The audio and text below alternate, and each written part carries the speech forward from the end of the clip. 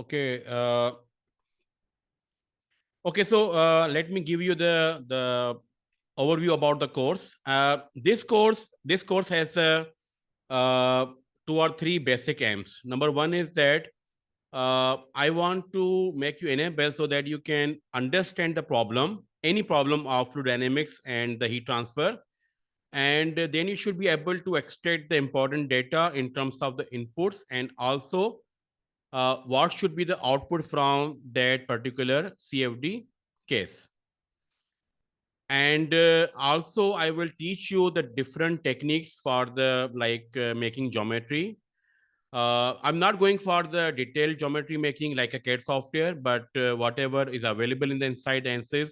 So we learn those things. But the more important thing is that these geometry tools like Design Modeler and Space Claim, their main purpose is not to make the geometry, but rather they are used for cleaning the geometry, modifying the some features, deleting the unimportant features for the CFD, or if you want to go for the FE analysis, and also to extract the fluid volume. That's the most important thing for the those softwares. And then we will learn about the different CFD apps like the geometry apps, meshing apps like ANSYS meshing, and then the Fluent. And also I will go into details about the turbulence models, Y plus values, and the mesh refinement, and where it should be refined and why it should be refined. And similarly, we will then go for the CFD post-processing of the results, like in terms of the XY plots and contour plots, vector plots, and there are many details about the animation making in the CFD post. These all things will be covered here. And these are the 5 workshops. So I would say they are not 5 workshops, but they are the 5 different courses. So in the first workshop, it's a simple problem, laminar pipe flow, but here you will learn the like very basics of the pipe flow. For example, here I have the slides. So first we start with like a very basic definition of the problem. Okay. So we start with like definition like this one, and about the what is going to be happen in this particular workshop, or you say this is a like a full course.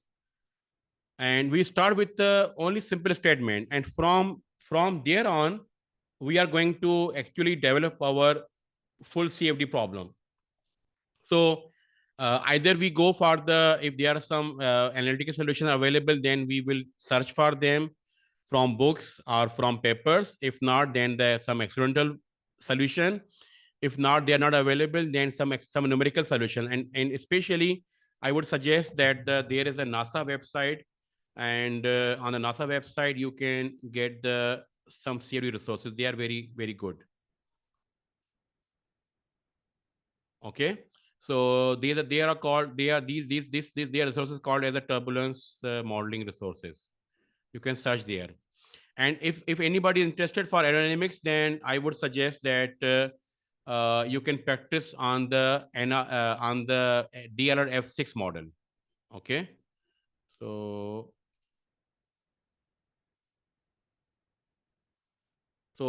you can go with the DLR F6 model. And up till now, the AIAA, this is the American International Aeronautics Society, plus NASA, they have conducted like a 6 series of workshops on the aircraft CFD simulation. So you can go through these websites and get the numerical data of high quality. Uh, that data is like based on the RANs, URANs, LES, and also DNS. So right now, for example, we start with these things and we establish our problem. And from this statement, we will go that the either problem is laminar or turbulent.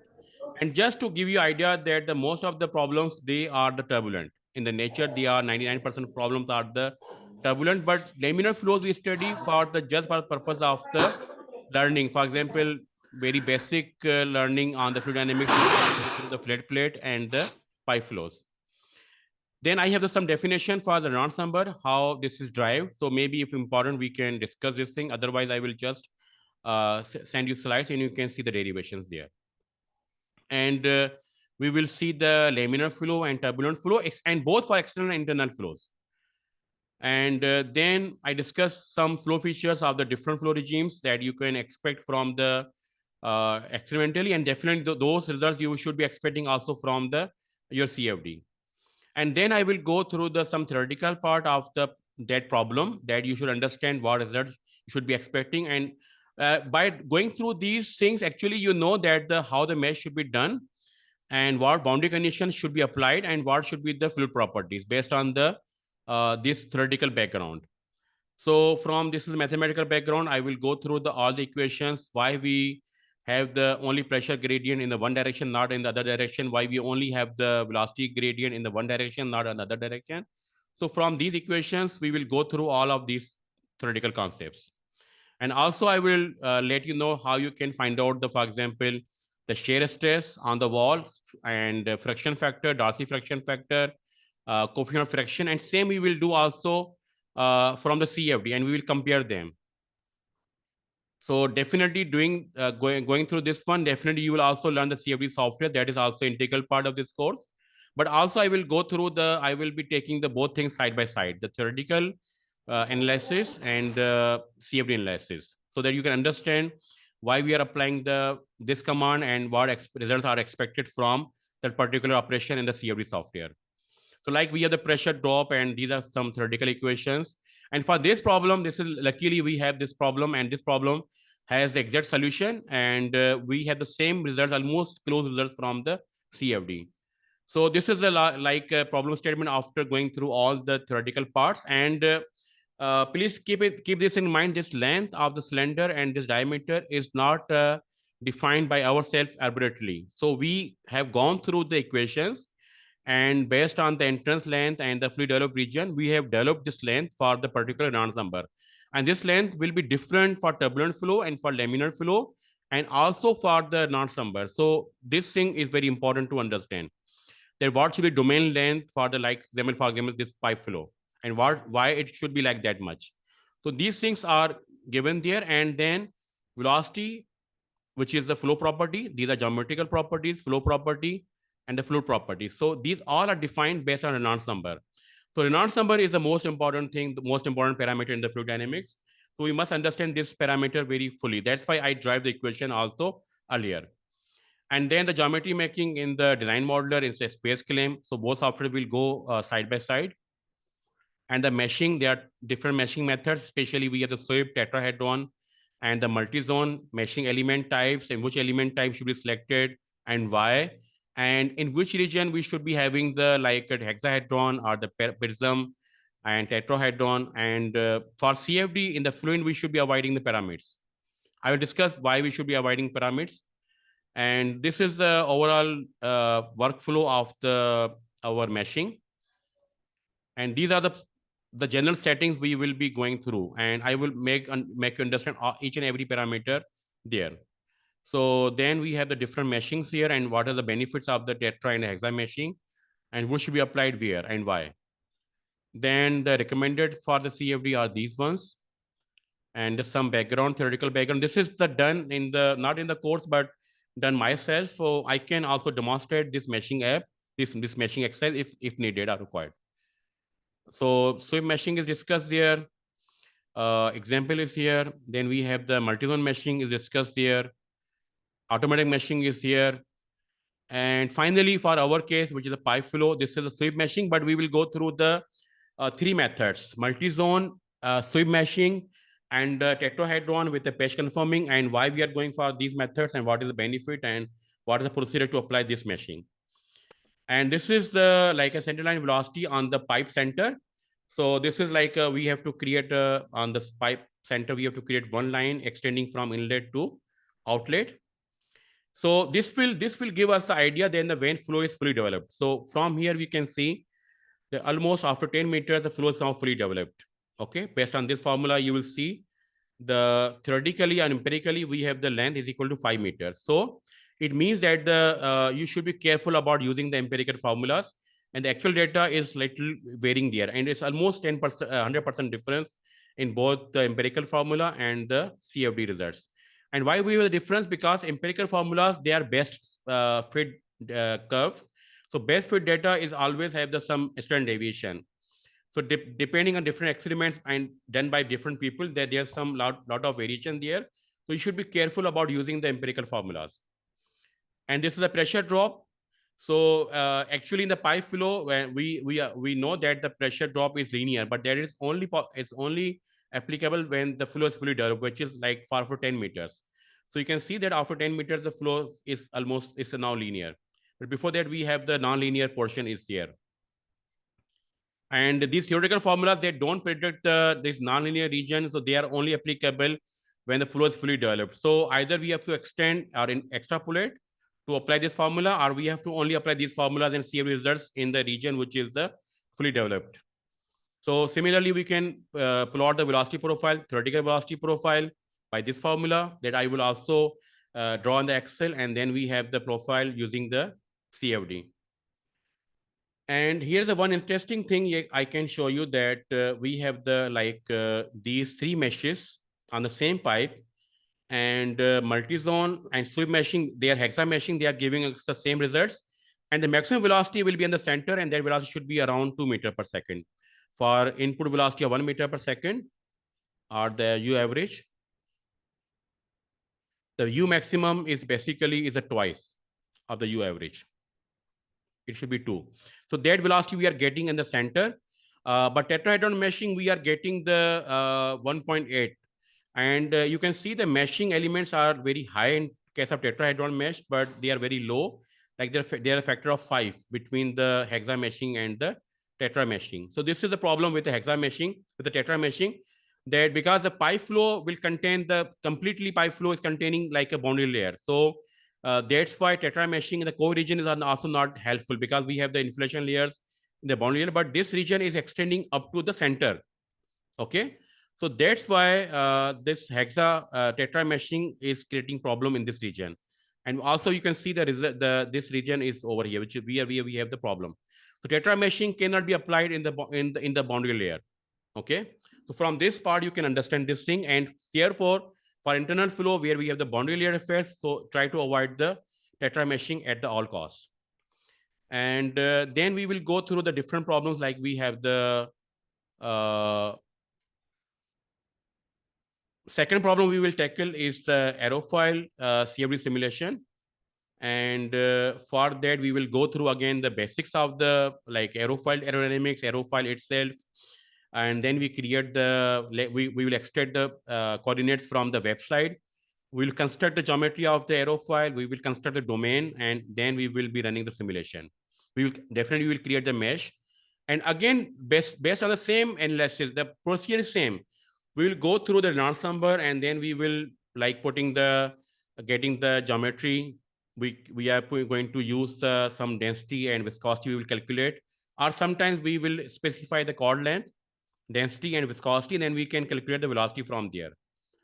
And then we are going to analyze on the like the 0 degree and the 10 degrees, and you can specify the x and y coordinates for the angle of attack.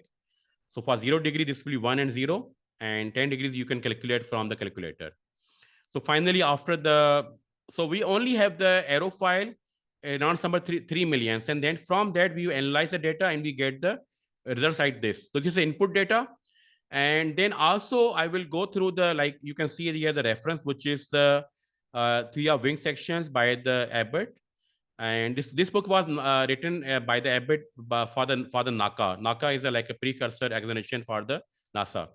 So from these two graphs, from this graph we can get the CL and CD, lift drag coefficient, lift coefficient, and from here we can get the like a moment coefficient, and we can compare them here. And okay, so this is the drag. So this is the lift coefficient. From lift coefficient, we have the drag coefficient we can find out. And these ones are the moment coefficient. And the meshing is done very nicely. Hexa meshing is there.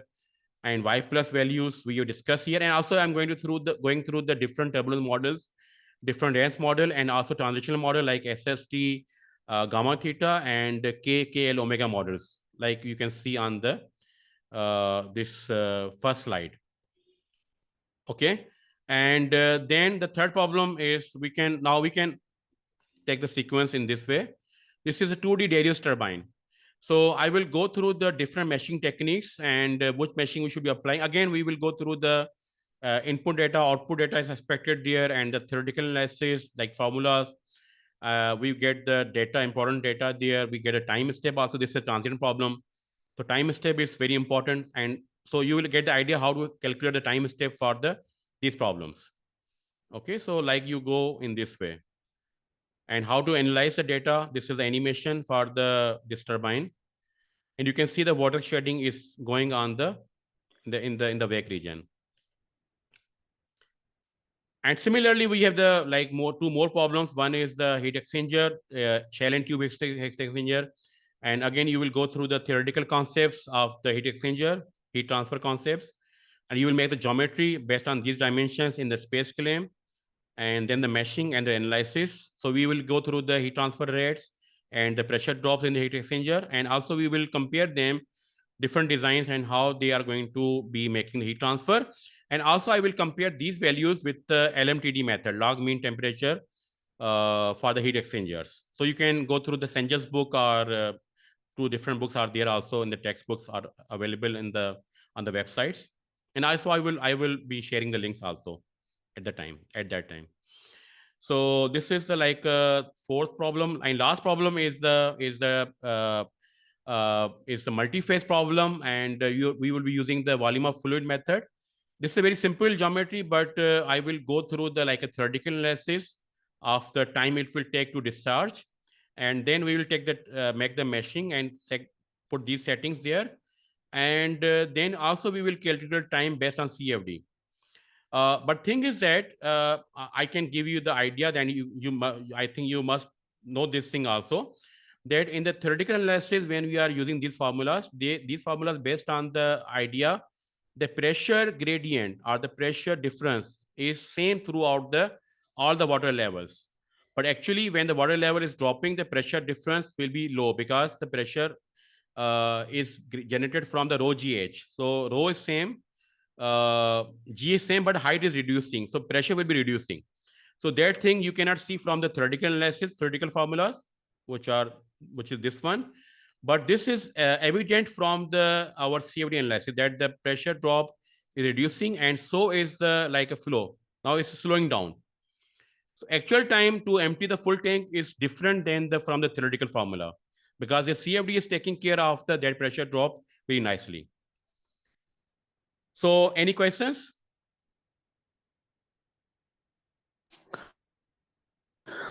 Assalamu alaikum, sir. Can you hear me?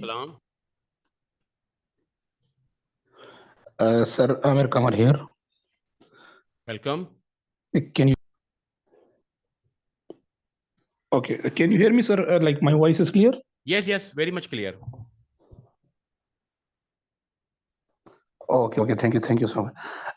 Sir, I have a question, sir. Please. Sir, can we do this problem first, like this one, multi-phase flow in our 2 weeks course? Can we do it first? Because, sir, it's very interested. And actually, the first case, that is this laminar pipe flow. Here we are going to establish all the basic techniques. Like I will teach you, because it's a very simple problem. Sir. So I will teach you all the theoretical how to get the data. That's a very important part of your problem solving. So understanding problem and getting data. For example, I go to any paper. For example, this is I recently got the paper from one of my students, and he's analyzing there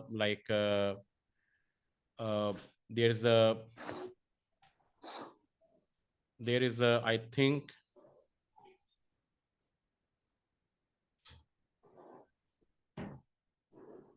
let me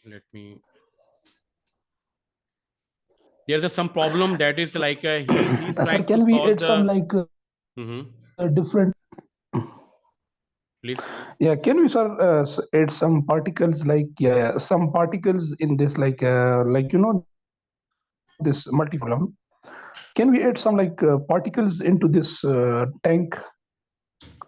We can introduce a particle tank, but the problem is that because these problems are well-set problems, and it's only not about solving the problem for some particular problem, but this should be giving you idea that how you start with the problem and then you set the different things there. So there are the various problems you can encounter in your life. So maybe there are 1,000 problems. So, but when we are going for the course, we are basically teaching the important skills in this limited time. It's a 2 weeks time, and two hours will be, if the 2 hours are there, then the time will be 1 month. If the 4 hours are there for the per day, then the time will be 2 weeks. So I hope that we can complete the course within 2 weeks or 1 month. But within this limited time, we cannot go with the research, because these problems, when I met them, they are not solved like straightforwardly. So like, what should be boundary condition here? Now this is a closed tank here. So what should be the boundary condition here? How Okay, should be sir. the mesh should be done? For example, for multi-phase flow, volume of fluid, you cannot have the very high aspect ratio cells, because if you make the cells that is like one side is smaller, one side is very large, so that will not resolve the interface between the two fluids. So that should be important here. And Mm-hmm. again, if you now, I think your problem should not be concerned with the VF, but it is, I think, the DPM, discrete phase model, if you're talking about particles. So, or maybe you can use the Eileren method if you are the particles are like they are part of the continuous flow phase or the Eileren phase. Then you can also use the like Eileren method, but Yes, mostly basically passing like particles. Yeah, some like mhm, like passing particles through jet and like these kind of things, you know. so jet flow. I think there's a more DPM model is more applicable. DPM is a discrete phase model. So there are two type of Okay, the discrete phase model basically. yes, there are two things here. One is the Eilerian. Like sir, drags, etc. Like I want to see basically like some drag calculation, like drag indexes. That can be done in the separate session maybe with you, but not in this course. Maybe I at the end Okay, of sir. course I can give you Okay, sir. the Okay, okay. some hints, but definitely here because there are many students, they will go through the Yeah, yeah, yes, actually, yeah, yes. exactly, exactly. So Yeah, they yeah. will be following this syllabus. Yes, So yeah. the Hopefully, syllabus is hopefully. final. That is the like this syllabus Oh, we are yes, sir. going to Exactly. follow. Why not? But Yeah, I yeah. can after this Yeah, course I can inshallah, give you the few inshallah, sir. sessions. That's very good. Yeah. Okay. Inshallah, inshallah, sir. Thank you so much for it. And sir, like one time, sir, about the time, please kindly. If the time was in between like 5 to 8 p.m., sir, it's very like good. I'm considering this time, Like in but time between will be other. there are two times, evening time Mhm, and the morning time. I will discuss in the group, and I will maybe make a one survey there. mhm. So one time will be we can also split the Yes, batches sir. like in the morning and the evening classes. So I will discuss this thing. I will Yes, sir. can float maybe one questionnaire there, and I can get the answer. But most probably because many students they are saying the time they are saying about the evening classes, so I will go with the evening classes. But definitely like the people from India, Bangladesh, and Pakistan, they have the time difference of not more than one half an hour. But people from other regions, they have the time difference Yes, sir. of Exactly. like 4 to 5 hours. So Yes, sir. And like instead of like 4 hours in a day, we can do it like 2 hours a day. Like we can extend it up to 1 month, sir.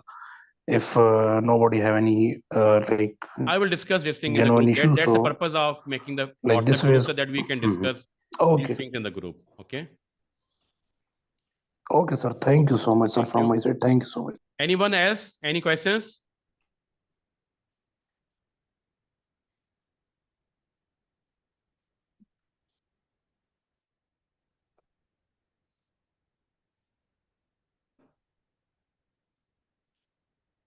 Any questions? Please, your this the forum is open for the questions. You can ask any question you want.